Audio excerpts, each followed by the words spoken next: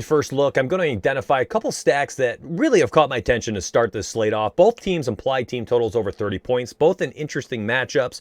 Also some leverage, options you have on the Green Bay Packers offense. So let's dive in. We're going to look at both Draftkings and FanDuel to begin. And then I'm going to show you Super Draft. We're going to talk about the red zone because my goodness, why wouldn't I? Have had over 26K in winnings over the last 2 days, and I'm going to keep it going. So I want you to join me, teamriseorfall.com/subscribe, and that's down below in the description section as well. If you're just here for free stuff, hit the sub button, hit the like button there on YouTube, and I hope you come back. We do a bunch of free videos for both sports betting and DFS, including fantasy football, which I'm going to be recording in about 4.5 minutes. So it's going to be a short video as I have a guest waiting for me. Patrick Mahomes, first and foremost, continues to be one of those guys you can just plug and play. The issue this week with the Chiefs is they are so expensive. If you plug in these three here, you're hurting. You're hurting salary-wise. You could potentially go skinny stack with Mahomes and Hill and then run it back with potentially the, touchdown man over there in Miami, Mike Gesicki here out of Penn State at 4.5K. This allows you to have 4.8K left over. You're going to have to get creative if you end up using a very expensive stack like this. I think a very unique idea to roll out this week is if you go with Mahomes and Hill to grab the touchdown equity out of the Green Bay Packers offense and plug in Aaron Jones. Now you've leveraged all of the Aaron Rodgers and Davante Adams ownership. You've said to yourself, I don't think Rodgers is going to throw 4 touchdowns this week. I think Aaron Jones is going to get a couple touchdown runs.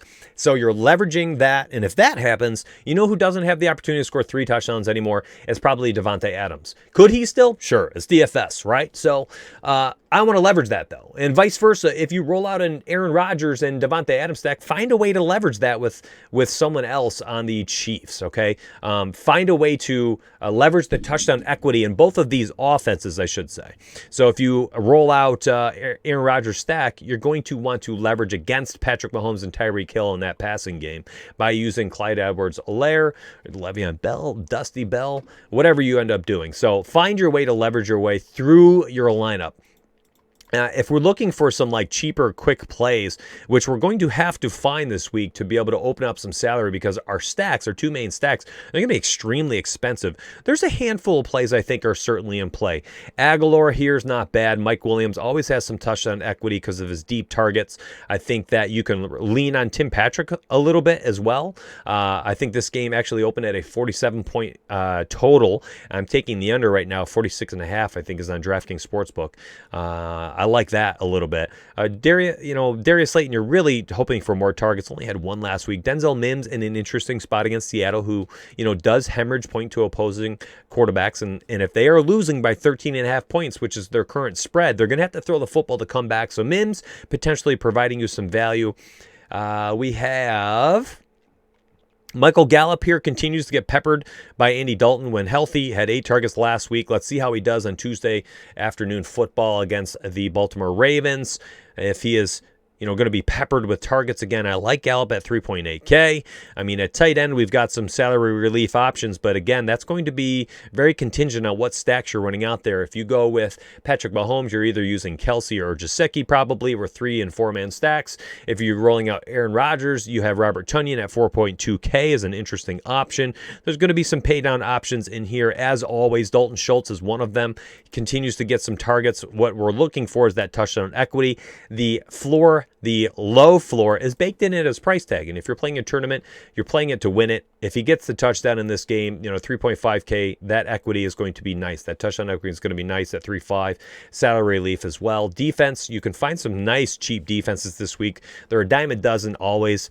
I'm looking right now, early take at 49ers, 2.7K. I like the Giants at 2.6 against a suddenly skittish quarterback in Kyler Murray since he's hurt his shoulders. And you see the Giants defense putting up great points, 2.6K at home. 2.5 point dogs right now at home, too, plus 2.5. Who else defense-wise? Falcons defense playing a lot better as of late. We just saw Justin Herbert look like a human for once, twice actually, 2 weeks in a row. That's an interesting spot. Suppose the Jets at 2-1 continue to get a few points per week, but I'd rather just pay up for the Giants at 2-6. Let's slide over to FanDuel. This is legit first look. I have not even touched FanDuel yet. Initial take right now, 8.9K. Way too cheap for Patrick Mahomes. Always easy to gobble up the touchdown equity on FanDuel. So something like a Mahomes to Hill to start off a lineup, not too bad. 8.2K for Kelsey's not too expensive.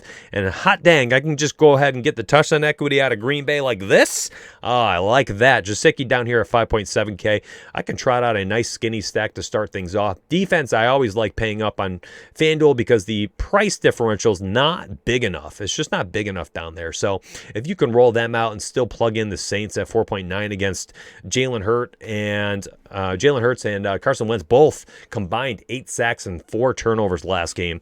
They both suck. This offense sucks, and I think the Saints can really capitalize on something like that here because they just generate so much pressure and turnovers here. So I'm plugging the Saints in at 4.9. I really look here, 6.2K left over. This is too easy as usual. And again, you're going to always be able to find some value down here. Cootie here at 5.6K. I did not look at what is the price tag over here on Draftkings.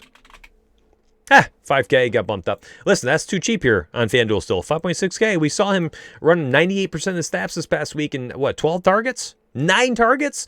I mean, come on. That's a nice cheap play. It's going to be cashy, though. Chalky, probably better cash option. Might want to try to find a way off of him. But the issue is going to be, who can we find? Maybe Gallup at 5.3K. We're just talking about him. Let's see. Anybody else?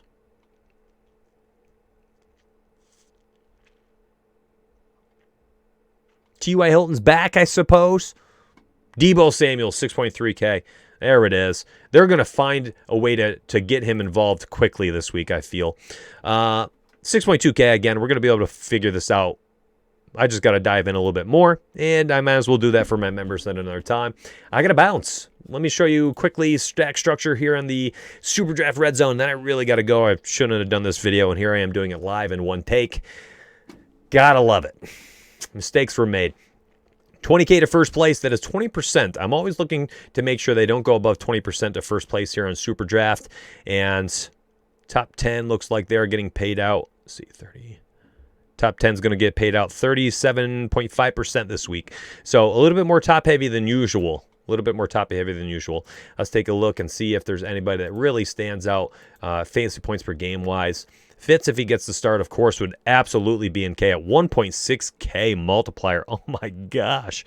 That is gorgeous. Tom Brady, interesting spot, 1.3K, because you always get these stacking options with him out of Godwin, Mike Evans, and Antonio Brown. Let's look at quick running back spots. Delvin still at 1.0. 1.25 still for James Robinson. What are they doing? I love it. I'm going to keep smashing him in there. Anybody else pop off? Aaron Jones, 1.1. Multiplier, not bad. Eckler, 1.3. Yes, sir. Raheem Mostert. You got to think Niners are just going to get the ball in their playmaker. Get the ball to their playmakers. Debo, Mostert, Gaskin at 1.45. This guy can catch the football no matter who's in there. And I'll take that. Nice game stack, run back. Wide receiver, real quick. Golly, then I got to run. 1.1 for Tyreek Hill. Gives him a slight edge over Davante Adams, at least early lean-wise. A.J. Brown, listen, he had 2 turnovers this past week. If there's any week for him to bounce back and make amends, it's going to be this week against Jacksonville. Love that play. Adam Thielen, Justin Jefferson, both in play at 1.25, 1.3. I'll have a fairly tight player pool if this is some of their pricing. Debo, 1.45, I like. Corey Davis, 1.5. A-Rob, 1.4. McLaurin, 1.3. These are great prices. Oh, my goodness.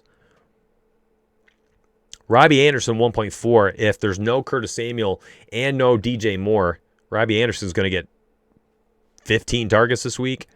Good golly. Tyler Lockett's 1.25 against a defense that hemorrhages points to opposing wide receivers. There's your stack option with Tom Brady. The touchdown equity lies in Mike Evans on this offense. You can see 4 touchdowns the last 3 games, a touchdown in 4 of the last 5 games. And oh my gosh, I'm getting text from the guest, and he is like, "Where are you? I'm 4 minutes late. I got to go do this other recording." I love you all. Thanks for watching this quick video. Hit that sub button, hit that like button. Free content out the wazoo. If you need anything extra, patreon.com/riseorfall for all your sports betting needs. teamriseorfall.com for your DFS and fantasy football needs. I got to go see my guest. Take care, my friends.